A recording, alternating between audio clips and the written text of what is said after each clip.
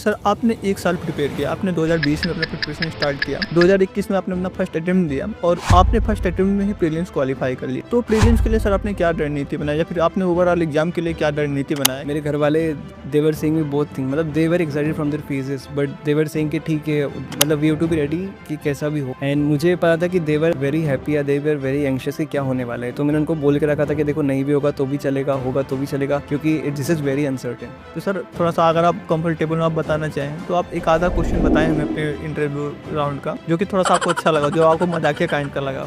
क्योंकि आपका रिजल्ट आता है, लेकिन आपसे ज़्यादा जो गर्व और जो सीना चौड़ा होता है आपके परिवार वालों का होता है, आपके पेरेंट्स का होता है, आपके अंकल का होता है, कि it was there effort, their support which finally culminated into this. अभी हमारे पास लगभग 1 साल का पूरा समय है जो कि हम नेक्स्ट प्रीलिम देंगे। तो सर आप थोड़ा सा हमें एक साल की रणनीति बता दें कि 1 साल के लिए हमारी क्या स्ट्रेटजी होनी चाहिए, हमें मेंस के लिए कब पढ़ाई करना है, प्रीलिम्स के लिए कब करना है और दोनों को कब मिक्स कर देना है।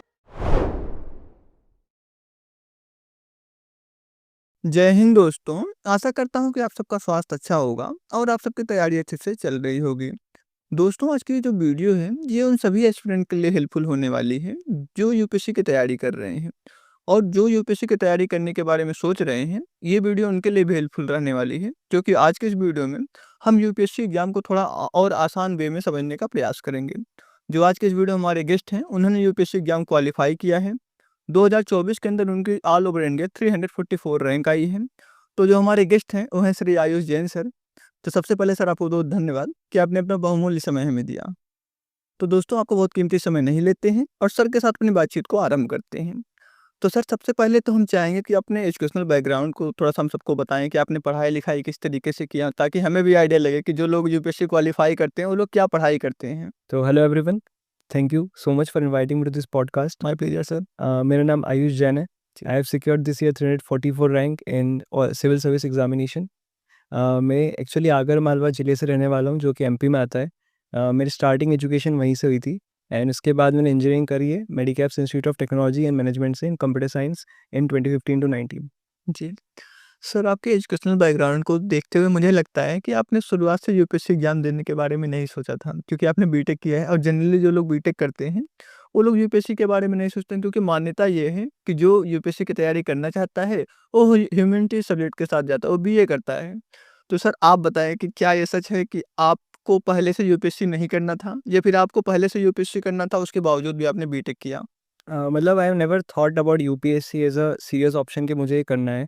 कॉलेज तक तो I was more focused on my technical education कि मुझे प्लेसमेंट लेना है, जॉब वगैरह लेना है। आफ्टर माय कॉलेज मतलब व्हेन माय कॉलेज एंडेड, तब I kind of started reading this book simultaneously कि मुझे थोड़ा अच्छा लगता था ह्यूमैनिटीज़ के बारे में पढ़ना। बचपन से ही मुझे शौक था, हिस्ट्री हो गया, ज्योग्राफी हो गया, इनके बारे में पढ़ना। तो आई kind of rediscovered those hobbies in simultaneously in my leisure time, जब मैं थोड़ी एनसीईआरटीज़ पढ़ता था, क्योंकि मेरे घर में रखी हुई थी। एंड मुझे लगा कि यार ये मैं थोड़ा कर सकता हूँ। एंड एट दैट टाइम मेरी जो जॉब मतलब पोस्टिंग थी, जो थी उसमें जॉइनिंग में काफ़ी टाइम था। तो I started simultaneously seeing those books वगैरह।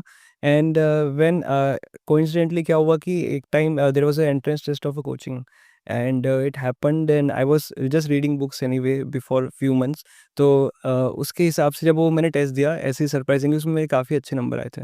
तो आई थॉट कि मैं ये चीज़ें कर सकता हूँ एंड देयर वाज़ ऑलवेज़ हमेशा हमेशा घर का थोड़ा सपोर्ट था एंड दे वर हैप्पी कि kind of I am opting for this thing, या तो दे वर also happy and supportive of me.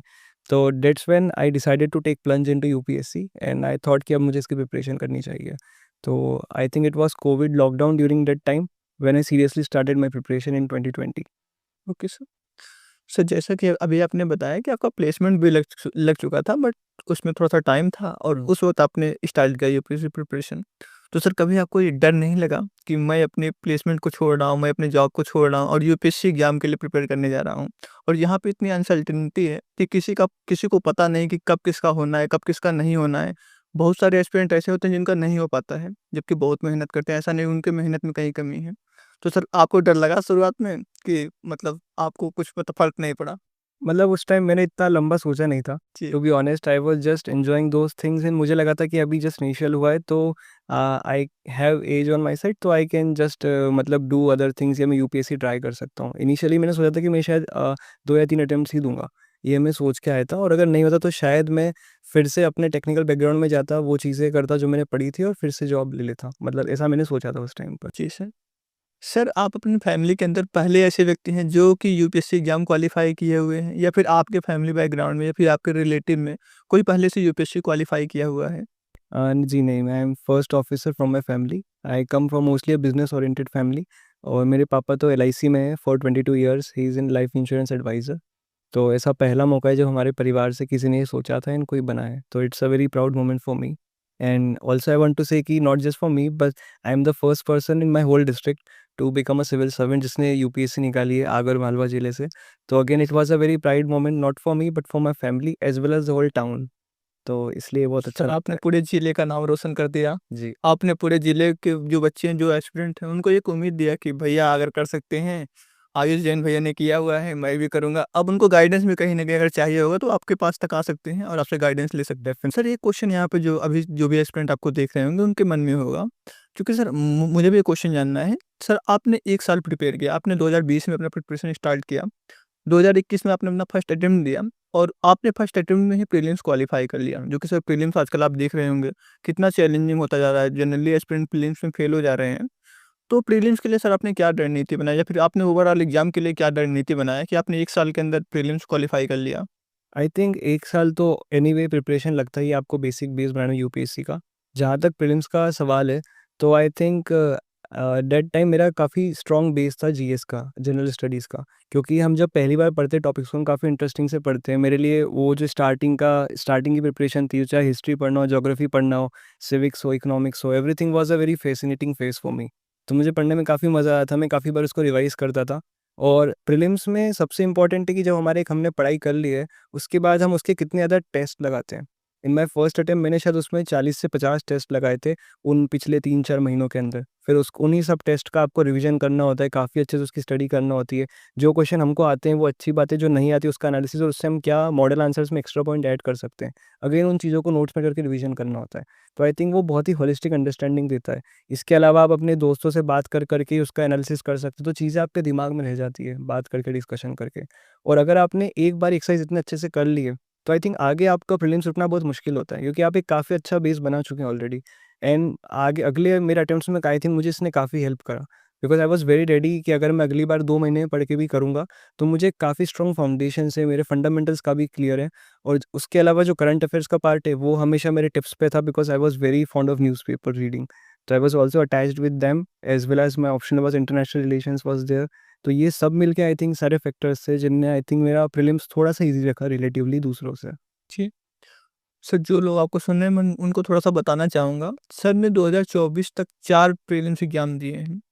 Sir का चारों प्रीलिम्स एग्ज़ाम क्वालीफाई हुआ है और सर ने 4 बार मेंस लिखा है, और ये फाइनल जो इनका लास्ट अटेम्प्ट था, जो मतलब जिनमें इनका सिलेक्शन हुआ है, चौथा अटेम्प्ट था इनका, और सर का सिलेक्शन भी हो गया। तो मैं यहाँ ये बताना चाहूँगा, जैसा कि सर ने बताया कि पीवाईक्यू, कि आप प्रीवियस ईयर क्वेश्चंस पे कितना जोर दे रहे हैं, आप उसको कितना सॉल्व कर रहे हैं, तो ये आपको कहीं न कहीं सबसे ज़्यादा हेल्प कर सकता है। बाकी सबकी रणनीति अलग-अलग हो सकती है कि आप 10 घंटे पढ़ रहे हैं, 4 घंटे पढ़ रहे हैं, आप ये बुक पढ़ रहे हैं, वो बुक पढ़ रहे हैं, बट एक जो कॉमन रहता है, जो लगभग सभी टॉपर्स बता रहे हैं, जो लगभग सभी टीचर्स बताते हैं, वो ये बताते हैं कि पीवाईक्यू आपको करना है। अगर आप पीवाईक्यू करते रहते हैं, तो आपको एग्ज़ाम का ऐसे एक अच्छा आइडिया लग जाता है। जी, डेफ़िनिटली। जी सर।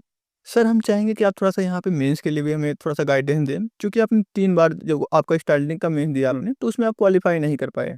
तो पहले तो आप हमें ये बताएँ कि आपसे क्या मिस्टेक्स हो रही थी स्टार्टिंग वाले अटेम्प्ट्स में, जिसकी वजह से आपका मेंस नहीं निकल रहा था, और जिसको कि आपने अच्छे से सुधार लिया और आपका 4th अटेम्प्ट जो आपने दिया, तो आपका मेंस क्वालीफाई हो गया। आई थिंक मेंस एक बहुत ही अलग तरह का फ़ेज़ होता है इस एग्ज़ाम में, क्योंकि इसमें काफ़ी ऐसे सब्जेक्ट्स एकदम से आपके ऊपर आते हैं, काफ़ी आंसर राइटिंग की डिमांड करता है और बहुत ही रिगरस प्रैक्टिस होती है इस फ़ेज़ में। कहीं न कहीं अगर मैं एनालिसिस निकालूँ अपने पिछले अटेम्प्ट्स का, तो होता है कि अगर आपका मेंस नहीं निकल रहा है, then you have a certain like 2-3 months period और like 6 months period until next prelims. तो उस फ़ेज़ को बहुत ही प्रोडक्टिविटी यूटिलाइज़ करना बहुत इंपॉर्टेंट होता है। उसमें फिर हमको 3 महीने प्री के लिए पढ़ाई करनी पड़ती है, तो बचे हुए 2-3 महीने में ही हमारे पास स्कोप होता है कि हमारी गलतियों को हम सुधार सकें। आई थिंक मेरे शायद 1 या 2 अटेम्प्ट जो इनिशियल थे, I kind of lagged there. जितना मुझे तैयारी और अपने नोट्स को ग्रूम करना चाहिए था, जितना उसको प्रिसाइज़ करना चाहिए था, वो मैं नहीं कर पाया। शायद मेरे सिलेबस के टॉपिक वाइज़ पॉइंट्स में अंडरस्टैंडिंग नहीं थी, या कहीं पर नोट्स फुल प्रूफ नहीं थे। तो आई वाज़ नॉट रेडी कि हर बार मैं एकदम रेडी होके जा रहा हूँ, मेरे पास काफ़ी अच्छे नोट्स हैं उस चीज़ के लिए। तो उन जो गलतियाँ, जो लूप होल्स हैं, उनको प्लग करना बहुत ज़रूरी है। I think this of the one of the major learnings from my mains. And secondly कि अल्टीमेटली आपको काफ़ी अच्छे से आंसर राइटिंग करनी है। अगेन काफ़ी अच्छे से आपको फैक्ट्स, डेटाज़, एवरीथिंग, कीवर्ड्स जो हम बात करते हैं पेपर वाइज़ जो भी होता है, वो सबका नॉलेज बहुत ही अच्छे से होना चाहिए। आई थिंक इससे मेंस थोड़ा-सा आसान हो जाता है एंड एक कॉन्फिडेंट आता है कि आप अगला स्टेज तो क्लियर कर ही लेंगे। जी। सर, अभी कुछ दिन पहले, लगभग 15-20 दिन पहले ही हमारा प्रीलिम्स एग्ज़ाम हुआ है और अभी हमारे पास लगभग 1 साल का पूरा समय है, जो कि हम नेक्स्ट प्रीलिम्स देंगे। तो सर, आप थोड़ा-सा हमें एक 1 साल की रणनीति बता दें कि 1 साल के लिए हमारी क्या स्ट्रेटजी होनी चाहिए? हमें मेंस के लिए कब पढ़ाई करना है, प्रीलिम्स के लिए कब करना है और दोनों को कब मिक्स कर देना है? आई थिंक दोनों देखा जाए तो साथ में ही चलता है। Prelims and mains go both hand in hand, क्योंकि हम वो पूरा जीएस साथ में पढ़ ही रहे हैं। ये है कि अभी आप फोकस कर सकते हैं इमीडिएटली, अगर आपका प्री नहीं निकला है तो you should focus more on your optional and mains के टॉपिक्स। कुछ टॉपिक्स जो सिर्फ मेंस में एक्सक्लूसिवली ना आपका ऑप्शनल, कि ये आपका बेस बनाते हैं। These are very differential pointers. लोग ऑप्शनल में काफ़ी अच्छे स्कोर करते हैं एंड लोग जीएस में काफ़ी एज लेते हैं लोगों से। तो अभी आपको इनको थोड़ा बैलेंस करके फोकस करना चाहिए कि मैं टाइम बाउंड तरीके में इनको काफ़ी अच्छे से कंप्लीट कर लूँ। कंप्लीट करना इन द सेंस आप उनके अच्छे से नोट्स बनाएँ, आप उनको अच्छे से रिवाइज़ करें। आप चाहे तो इस 6-8 महीने में उनके सेकंड या थर्ड इटरेशन के नोट्स भी बना सकते हैं। सिमिलरली गोज़ फॉर जीएस, कि जीएस के हर टॉपिक पर आपकी पकड़ होनी चाहिए, आपकी अंडरस्टैंडिंग होनी चाहिए। उसमें कुछ करंट अफेयर्स चल रहा है तो आप उसको अपडेट करते रहें और ऐसा करते-करते आई थिंक दिसंबर या जनवरी इज़ द राइट टाइम, जब आपका प्री नहीं निकला है तो आप फिर से प्री की प्रिपरेशन स्टार्ट कर सकते हैं। Yes. I think this is ample amount of time और सबके पास समय होता है। बट आई थिंक उसमें फिर वो कंसिस्टेंसी बहुत मैटर करती है, कि क्योंकि ये 1 साल बहुत ही बड़ा होता है एंड जितना ज़्यादा टाइम होता है ना, उतना शायद हम उसको प्रोडक्टिवली यूटिलाइज़ नहीं कर पाते हैं, जो कि एक चैलेंज होता है यूजुअली पीपल के साथ में। तो उसको बहुत ही अच्छे से यूज़ करना और धैर्य से करना, that is very important. Sir, एक क्वेश्चन हम आपसे करना चाहेंगे यहाँ राइट। पे, क्योंकि सर आपने 4 अटेम्प्ट दिए हैं। शुरुआती वाले में जो है आप कुछ मतलब प्रॉब्लम्स हुई जिसकी वजह से आपका नहीं हुआ। तो सर, हम ये आपसे जानना चाहेंगे कि जब हम पूरा मेहनत कर रहे होते हैं, जैसे कि आपने पूरा अपना मेहनत किया होगा क्योंकि आपने 4 बार प्रीलिम्स क्वालीफाई किया। ये अपने आप में शो करता है कि आपने मेहनत शुरू से ही किया है। बट उसके बावजूद जब हमें फेलियर का सामना करना होता है, जब हम किसी कारणवश नहीं क्वालीफाई कर पाते, तो उस वक़्त हमें कैसा लगता है? और उस वक़्त अपने आप को हम किस तरीके से मोटिवेट रख सकते हैं? हम अपने आप को ये उम्मीद किस तरीके से दिलाएँ कि मुझसे हो सकता है और नेक्स्ट अटेम्प्ट मैं दूँगा और पूरे जी-जान से दूँगा? I think it's a very relevant question, specially जब हम इस जर्नी में आते हैं तो there are it's a part of failures वगैरह सब होती रहती है। तो आई थिंक इसका अगर मैं होलिस्टिकली देखूँ 3-6 साल, तो बहुत इंपॉर्टेंट है हम अपने आप को थोड़ा-सा मोटिवेटेड रखें। मेरे लिए हमेशा ये था कि जब मुझे पहली बार फेलियर या सेकंड बार फेलियर आई, तो सबसे इम्पोर्टेंट रोल मेरी फैमिली का था, because they were always with me. मैंने 2 बार तो रिज़ल्ट अपना घर से ही देखा था जब मेरा नहीं हुआ। तो दे were there to support me, they were there to give ask me कि मुझे क्या करना चाहिए रेदर देन कि तू ये कर ऐसा। So they asked me and I thought कि वहाँ पर एक सेल्फ असेसमेंट बहुत इंपॉर्टेंट रोल प्ले करता है, कि आपको क्या लगता है आप कितना नज़दीक हो अपने गोल से, या आप वापस बैक ट्रैक कर सकते हो। एंड क्योंकि मेरे साथ थोड़ा रिकॉर्ड ऐसा था एकेडमिक के, मेरा अच्छा ही रहा है और मैंने उसको इतने डीपली पढ़ चुका था, मैंने प्री हर बार निकाला था, I was on the cusp of the mains clear करना। सेकंड अटेम्प्ट में मेरा शायद 3 मार्क का डिफरेंस था जब मेरा मेंस का कट ऑफ क्लियर नहीं हुआ। फर्स्ट अटेम्प्ट या थर्ड अटेम्प्ट में मेरा शायद 7 मार्क्स का डिफरेंस था। तो आई न्यू कि आई वाज़ ऑलवेज़ देयर, तो rather than going back I thought क्या थोड़ा पुश करके क्या इसको आगे बढ़ा सकते हैं क्या? And then my family supported कि नहीं ठीक है अपन कर सकते हैं, अभी हम हैं तेरे साथ वगैरह, वी कैन डू इट, नहीं तो कुछ और होगा तो देखेंगे। तो माय फादर यूज्ड टू से like this. So that was always a psychological confidence which motivated me. Apart from this, I think one of the other pillar was important for me was my friends. There were friends with me during my preparation जो मेरे peers थे जो मेरे साथ prepare कर रहे थे. तो we always had this company, तो ऐसा कभी लगा नहीं कि you are alone or something. चाहे in face of an unfavorable result or a favorable result, so we were together. We used to prepare and discuss every day, optional हो गया, data हो गया, GS हो गया, facts and example हो गया. तो that is there which motivated me and also the friends who were my friends near home, जो मेरे फ्रेंड्स थे, जो कॉलेज फ्रेंड्स थे, तो I was connected with them. तो दे ऑलवेज़ कीप मी कि नहीं अपन कर रहे हैं, अच्छे से कर रहे हैं, नहीं तो we can always go for backup options in something. And ये 2 चीज़ें होती है। Apart from this you can always find your hobbies, your interest, something which keeps your day going, क्योंकि इसके बिना आपको जी मतलब जो डेली दिनचर्या है वो तो उसमें आप अकेले ही होते हो। तो आप उसमें क्या कर रहे हो, like I used to do some book readings, I used to go for some physical games like that. तो I think this definitely helps and मैं ये कि सब कितना ही हो but the there is a mental game, it can not be understated. तो individuals have to fight their own battle, this is the part of this journey मतलब। जी। सर एक क्वेश्चन जो कि लगभग जब जो सभी एस्पिरेंट होते हैं उनके मन में होता है कि टॉपर्स पढ़ाई किस तरीके से करते हैं, उनका डेली रूटीन किस तरीके से होता है। हुँ। तो सर आप भी सिलेक्टेड हैं, तो आप हमें थोड़ा-सा अपना डेली रूटीन बताएँ? क्योंकि हम सबका तो नहीं जान सकते कि सबका क्या डेली रूटीन हो सकता है, लेकिन आपका जान सकते हैं। तो सर बताएँ कि आप किस तरीके से डेली मतलब अपने आप को अपने टाइम किस तरीके से मैनेज करते थे? आप किस तरीके से पढ़ाई करते थे? कितनी देर पढ़ाई करते थे? आई थिंक ये इसका एक फिक्स आंसर नहीं होता है क्योंकि हमारा जो रूटीन होता है इस पूरी साइकिल के हिसाब से वो चेंज होता रहता है जैसे-जैसे एग्ज़ाम के हिसाब से। एग्ज़ाम नहीं आती तो आपके वर्किंग आवर्स बढ़ जाते हैं। एग्ज़ाम का जस्ट होने के अगले दिन आप देखोगे तो आपने शायद क पढ़ाई कम करी होगी। But my usual routine was like कि डेली जल्दी उठना। मेरा इम्पोर्टेंट काम एक अच्छी चीज़ ये करता था मैं कि एक दिन सोने के पहले अपने अगले दिन का रूटीन बनाता था। कि फॉर एग्ज़ाम्पल मुझे 7 टू 9 ये करना है, उसके बाद ब्रेकफ़ास्ट करना है, बीच में आधा घंटा गैप दे दिया कुछ करने के लिए। फिर उसके बाद मुझे जीएस पढ़ना है, ऑप्शनल पढ़ना है, फिर मुझे स्पेसिफिक जो करना है वो करूँगा। And I used to have a stopwatch on my table कि जब मैं उस सीट पर आकर अपनी लाइब्रेरी में सीट पर बैठ रहा हूँ, वहाँ से स्टॉपवॉच चालू होगी, जैसे ही मैं उठूँगा वो स्टॉपवॉच बंद करके उठता था मैं। तो आई यूज्ड टू सी कि क्युमुलेटिवली मैंने उस दिन में कितना पढ़ाई करा। एंड माय फोकस वाज़ हमेशा रहता था कि मैं आउटडू करूँ एवरीडे। कि अगर आज मैंने टोटल क्युमुलेटिवली मान लीजिए 8 घंटा 7 मिनट पढ़ा है, तो मैं बोर्ड पे लिखता था कि नहीं मुझे कल इससे ज़्यादा पढ़ना है, ये इसको आगे बढ़ाना है। हो सकता है कि बहुत सारे तो उससे कम पढ़ाई होती है, बट एक वो मन में एक साइकोलॉजिकल बैरियर होता है कि नहीं इसको हमेशा हमेशा आउटडू करना है, कि आज इतना पढ़ा है तो इससे आगे ही बढ़ना है। और इसके साथ में फिर एक डेली शेड्यूल आपने प्लान कर लिया कि आज मुझे इस तरीके से पढ़ना है, लाइक सुबह जीएस, शाम को ऑप्शनल, बीच में डिस्कशन अपने दोस्तों के साथ में कैसे करना है, थोड़ा-सा शाम को घूमने चले गए या कुछ अपने लिए करने के लिए। तो और रात को खाने के बाद घर पे बात करना जो कि एक बेसिक रूटीन होता है, सब पूछते हैं ऐसे लाइक घर पे डेली क्या हुआ वगैरह-वगैरह।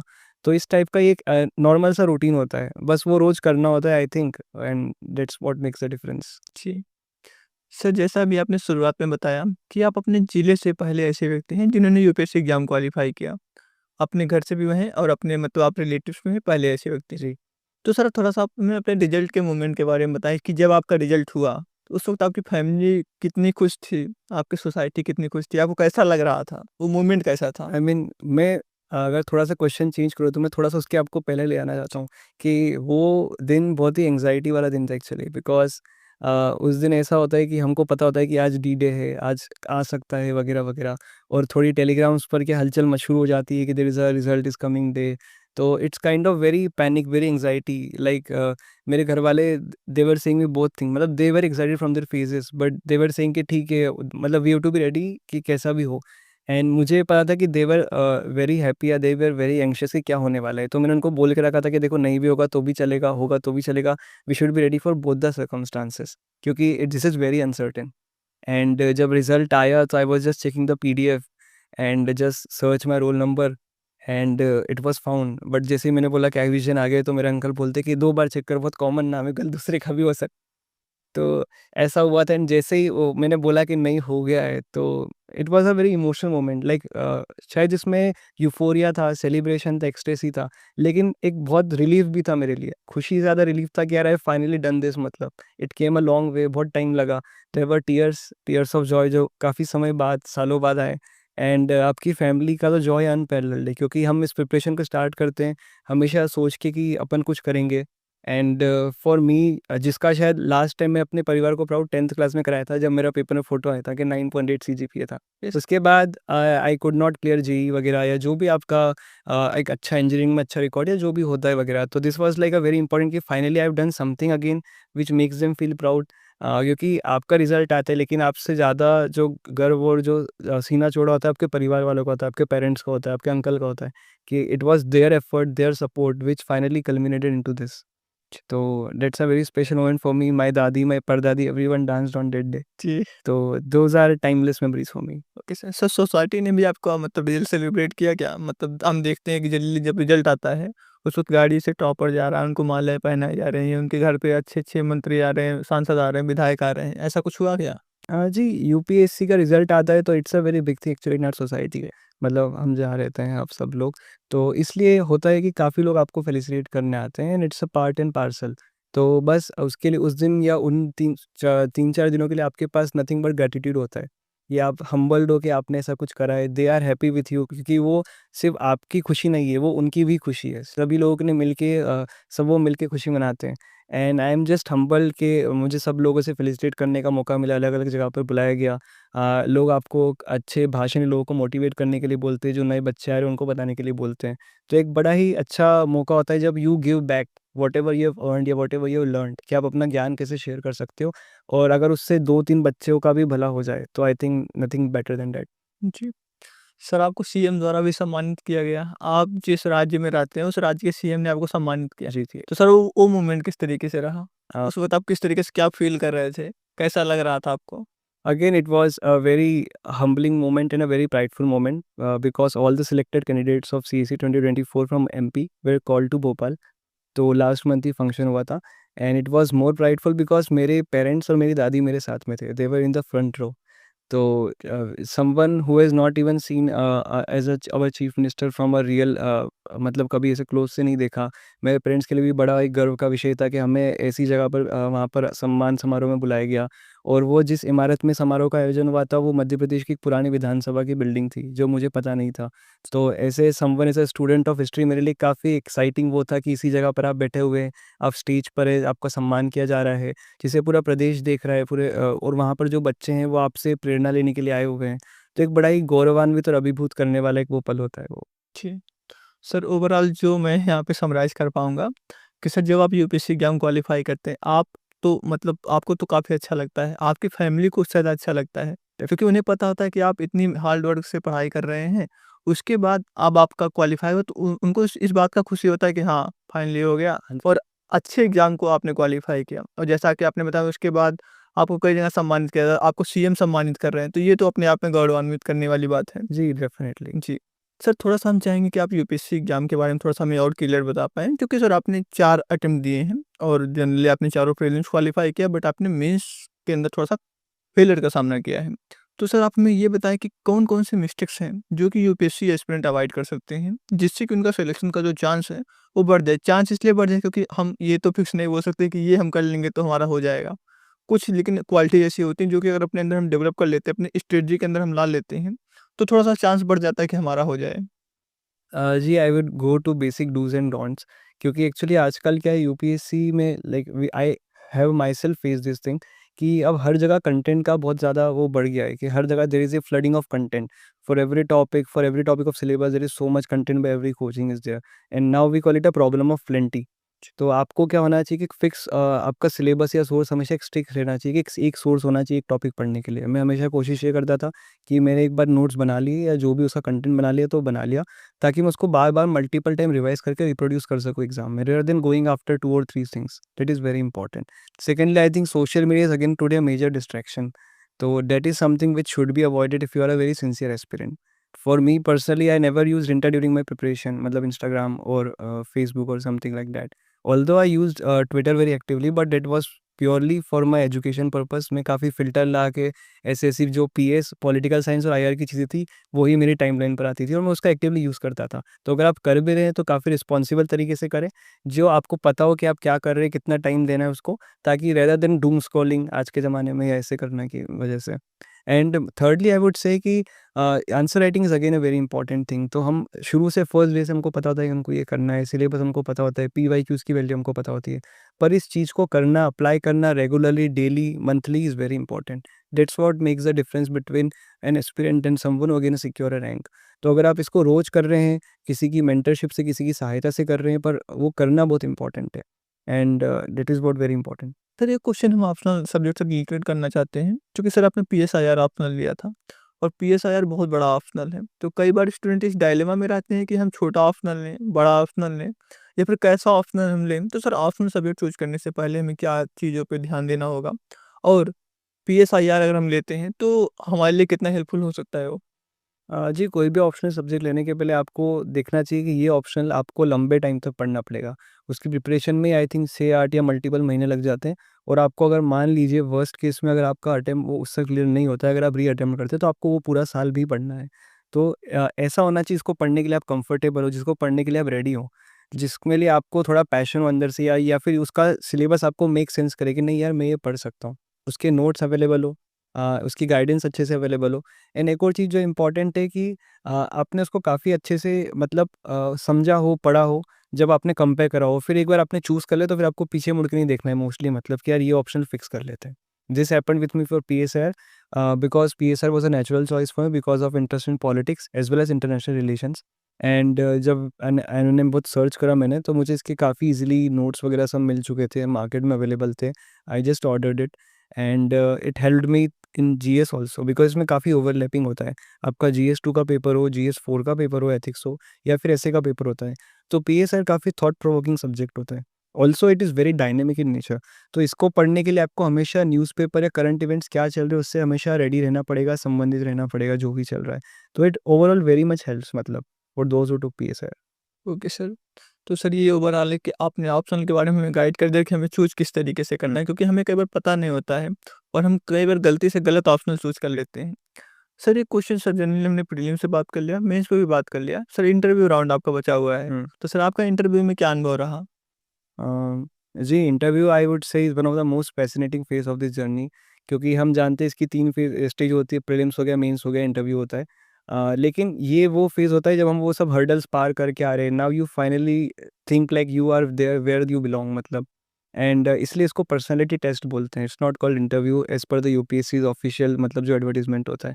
क्योंकि यहाँ पर आपकी पर्सनैलिटी की परख होती है। यहाँ पर you actually in those 3-4 months you get to know yourself.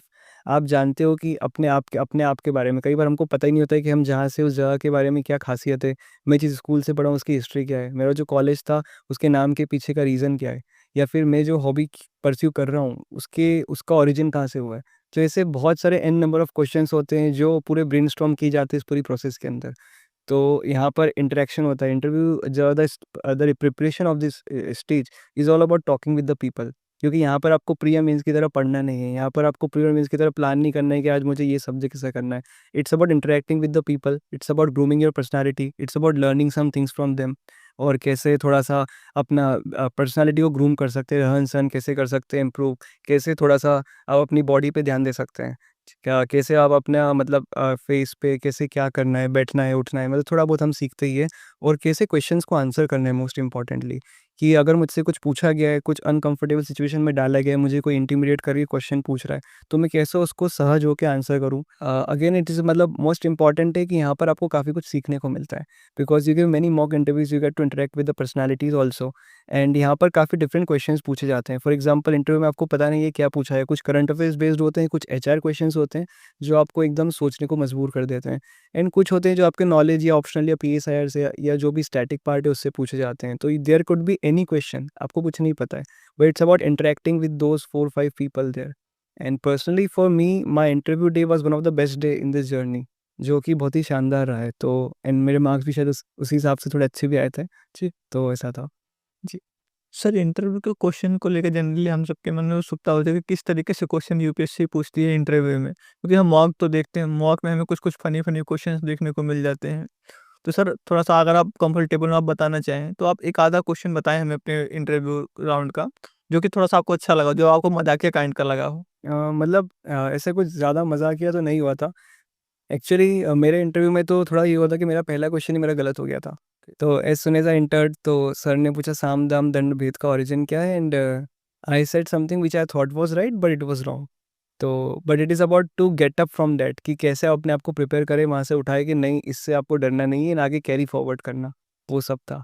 तो I think that was the most important thing.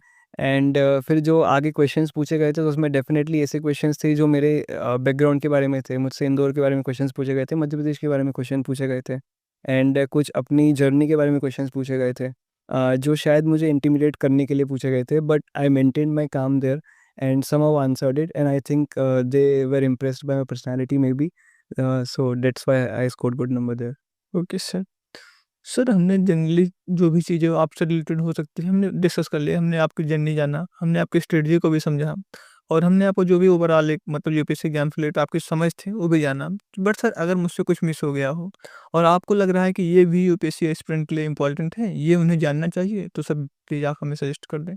So I'll say कि I think one of the most important thing which helped me in this journey was my newspaper reading. It always kept me aware कि देश दुनिया में क्या चल रहा है। मैं बहुत ही अच्छे तरीके से एक्टिवली उसको यूज़ करता था। अगर कुछ डेटा आया है तो उसको नोट करता था, कुछ एग्ज़ाम्पल्स मिले तो मैं सोच उसको इस एंगल से सीखता था कि मैं इसको एथिक्स के कौन-सी जगह पर यूज़ कर सकता हूँ, मैं इसको जीएस में कहाँ पर यूज़ कर सकता हूँ, कोई अच्छा कोट मिला तो मैं उसको ऐसे में कैसे यूज़ कर सकता हूँ। तो आपका इतना एनालिटिकल तरीका होना चाहिए किसी भी चीज़ को एक्टिवली पढ़ने का। आई थिंक ये बहुत इम्पोर्टेंट है। एंड सेकेंडली आई वुड से कि इस जर्नी में again consistency is very important.